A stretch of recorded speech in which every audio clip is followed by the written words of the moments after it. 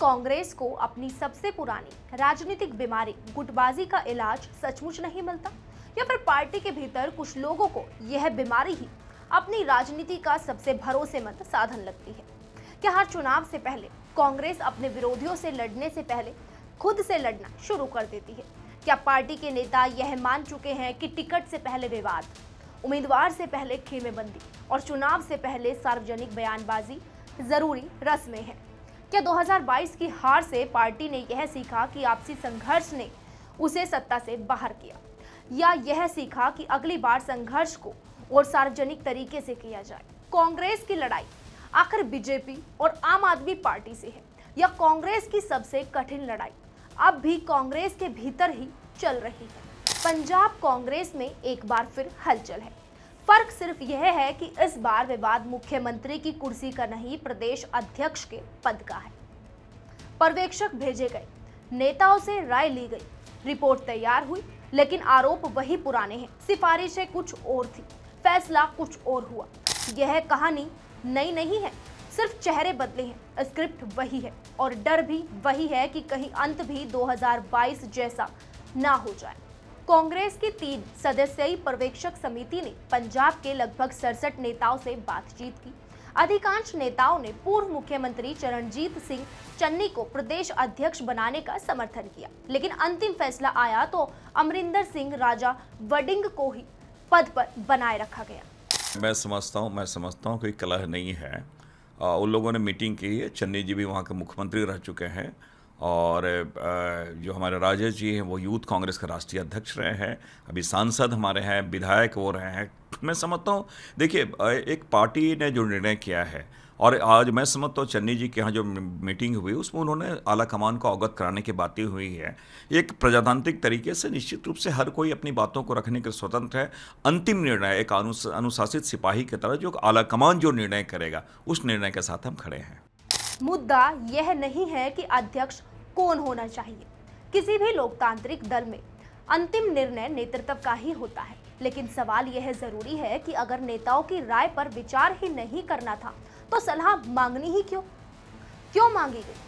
अगर पर्यवेक्षक की रिपोर्ट निर्णायक नहीं थी तो फिर इतने बड़े स्तर पर रायशुमारी का मकसद क्या था?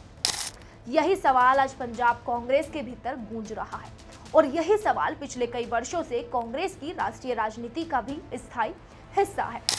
अगर कांग्रेस ने अपने इतिहास से सबक लिया होता तो शायद पंजाब में 2022 जैसी राजनीतिक आत्मघाती स्थिति कभी पैदा ही नहीं होती। साल 2021 को याद कीजिए, कैप्टन अमरिंदर सिंह मुख्यमंत्री थे, कांग्रेस की सरकार बहुमत में थी, लेकिन पार्टी के भीतर सत्ता का समांतर केंद्र बन चुका था। नवजोत सिंह सिद्धू लगातार कैप्टन अमरिंदर सिंह पर हमलेवार थे। दिल्ली में बैठकों का दौर चल रहा था, पर्यवेक्षक आते रहे, रिपोर्ट बनती रही और बयानबाजी भी होती रही, लेकिन स्पष्ट और समय पर फैसला नहीं हुआ। धीरे धीरे सरकार से ज्यादा कांग्रेस की अंदरूनी लड़ाई सुर्खियां बनने लगी। जनता विकास और शासन से कम कांग्रेस की गुटबाजी से ज्यादा परिचित हो गई। आखिरकार कैप्टन अमरिंदर सिंह को हटाया गया, फिर मुख्यमंत्री के नाम पर सुनील जाखड़ और सुखजिंदर सिंह रंधावा जैसे नाम चर्चा में आए, लेकिन अंतिम क्षणों में चरणजीत सिंह चन्नी को मुख्यमंत्री बनाया गया। यह फैसला ऐतिहासिक था। पंजाब को पहली बार दलित मुख्यमंत्री मिला, लेकिन क्या इससे कांग्रेस एकजुट हो गई? बिल्कुल नहीं। कैप्टन अमरिंदर सिंह अलग हो गए, सिद्धू नाराज रहे, पुराने नेता गुटों में बटे रहे। चुनाव से पहले सरकार के पास मुश्किल से कुछ महीने थे, लेकिन जनता तक सरकार के काम कम, नेताओं की बयानबाजी ज्यादा पहुंची। नतीजा सबके सामने है। 2017 में 77 सीटें जीतने वाली कांग्रेस 2022 में सिर्फ 18 सीटों पर सिमट गई, और कांग्रेस आज तक उस झटके से पूरी तरह उबर नहीं पाई है। क्या कांग्रेस यह मान बैठी है कि जनता को इन झगड़ों से कोई फर्क नहीं पड़ता? लेकिन राजनीति का अनुभव ठीक उल्टा कहता है। वोटर्स सिर्फ सरकार का प्रदर्शन नहीं देखता, वह विपक्ष की साझा ताकत भी देखता है। जो पार्टी खुद को नहीं संभाल सकती, उस पर राज्य संभालने का भरोसा भी कमजोर पड़ता है। यही धारणा आखिरकार वोट में बदल जाती है। कांग्रेस पर सबसे बड़ा आरोप सिर्फ गुटबाजी का नहीं, बल्कि निर्णय प्रक्रिया का भी है। पार्टी लोकतांत्रिक रायशुमारी करती हुई नजर दिखाई देती है, लेकिन अंतिम फैसला अक्सर कुछ चुनिंदा नेताओं तक सीमित नजर आता है। पर्यवेक्षक भेजे जाते हैं, राय ली जाती है, रिपोर्ट तैयार होती है, लेकिन फैसला और रिपोर्ट के बीच अंतर दिखाई दे तो सवाल उठना स्वाभाविक है। देखिए, पंजाब के अंदर कांग्रेस पार्टी आपस में ही पूरी तरह टुकड़े टुकड़े में बट गई है। राजा बडिंग का अलग ग्रुप है, चन्नी जी का अलग ग्रुप है, और भी वहाँ छोटे छोटे कई ग्रुप हैं।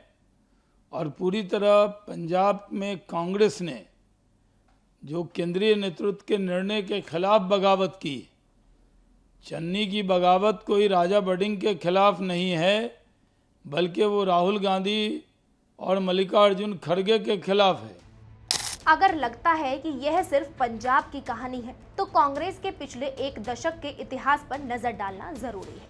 राजस्थान में अशोक गहलोत और सचिन पायलट के बीच शक्ति संघर्ष वर्षों तक चलता रहा। 2020 की बगावत ने सरकार को संकट में डाल दिया और 2022 में राष्ट्रीय अध्यक्ष चुनाव के दौरान पार्टी अपने ही फैसलों को लागू करने में लाचार नजर आई। छत्तीसगढ़ में भूपेश बघेल और टीएस सिंहदेव के बीच कथित 2.5 साल के फॉर्मूले की चर्चा वर्षों तक बनी रही। आधिकारिक पुष्टि तो कभी नहीं हुई, लेकिन नेतृत्व को लेकर स्थिति साफ नहीं रही और संगठन लगातार प्रभावित हुआ।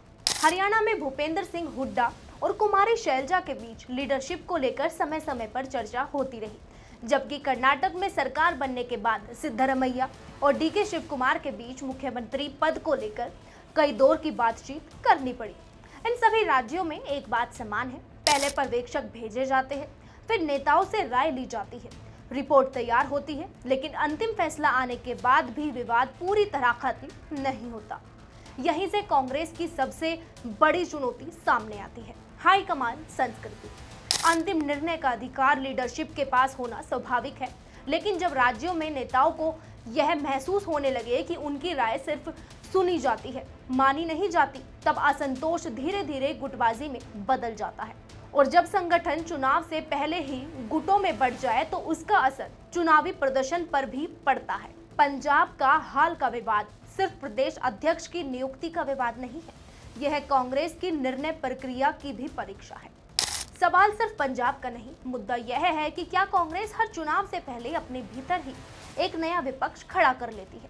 क्या पार्टी अपने इतिहास से सीखकर निर्णय प्रक्रिया में बदलाव करेगी, या फिर हर राज्य में वही पुरानी पटकथा नए चेहरों के साथ दोहराती रहेगी?